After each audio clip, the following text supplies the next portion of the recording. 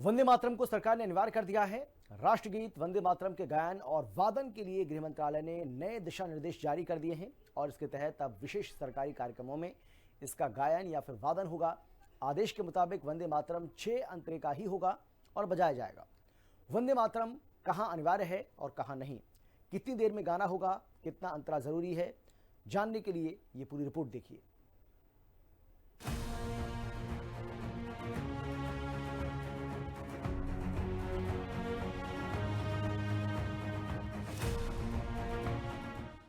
अब राष्ट्रगान जन गण मन की तरह वंदे मातरम भी अनिवार्य हो गया है।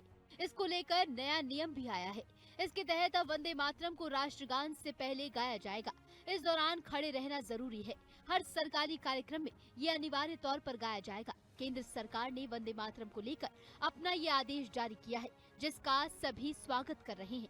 जो तराना है ये देश के गुणगान का तराना है। वंदे मातरम सुजलाम सुफलाम मलयज शीतलाम, जो पूरा ये गीत के एक लाइन जो है ये देश का गुणगान करता है, देश की मिट्टी का गुणगान करता है। हमारा देश जो है हरियाली से भरा है। हमारा देश जो है ये इसकी मिट्टी ये हमें अन्न देती है, हमें जल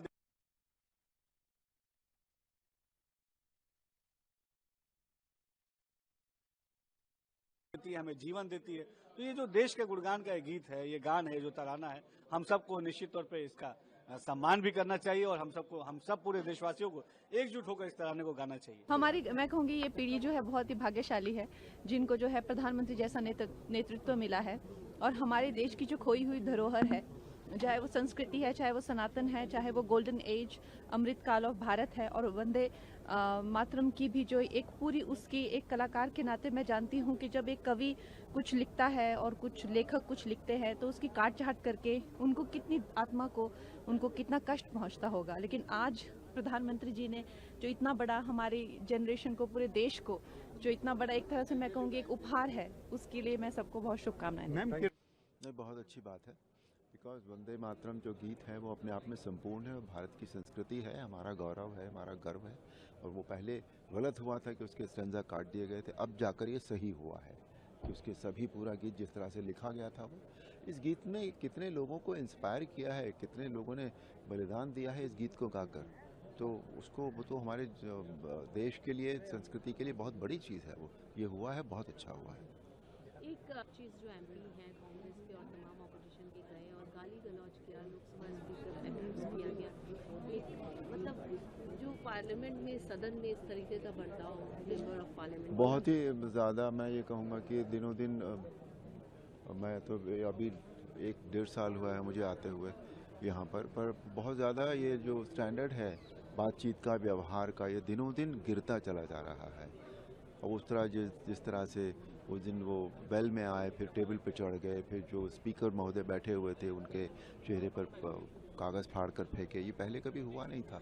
दिनों दिन गिर रहा है, ये अच्छा नहीं है, दुर्भाग्य है हमारे देश का। वंदे मातरम देश की आत्मा है और वंदे मातरम ने स्वतंत्रता संग्राम से लेकर आज तक जैसे ही वंदे मातरम का गाते हैं तो अपने मन में, अपने रोम रोम में, हमारे कण कण में राष्ट्रमाता, भारत माता समा जाती है। तो ये जो उन्होंने इतने वर्षों बाद ये जो नियम आया है, इसका हम स्वागत भी करते हैं और ये सबके लिए वंदनीय है।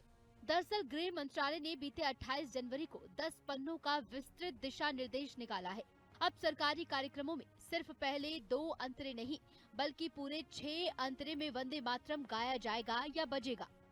जब वंदे मातरम और राष्ट्रगान दोनों बजेंगे तो वंदे मातरम पहले आएगा।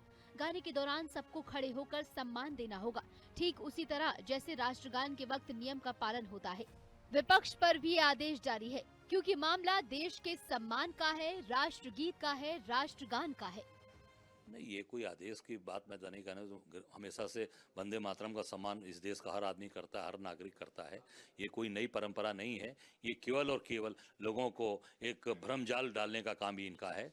पूरे देश के अंदर हर व्यक्ति वंदे मातरम के प्रति नतमस्तक है और सम्मान करता है। भक्ति नहीं आएगा, जज्बा नहीं आएगा, तो आप कुछ नहीं कर पाएंगे। देश से बढ़ के कुछ नहीं है।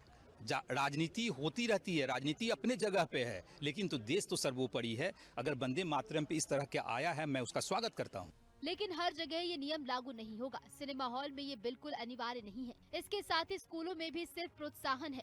सख्ती से लागू नहीं है, लेकिन सरकारी कार्यक्रमों में ये बेहद जरूरी है। स्पेशल रिपोर्ट, हिंदी खबर।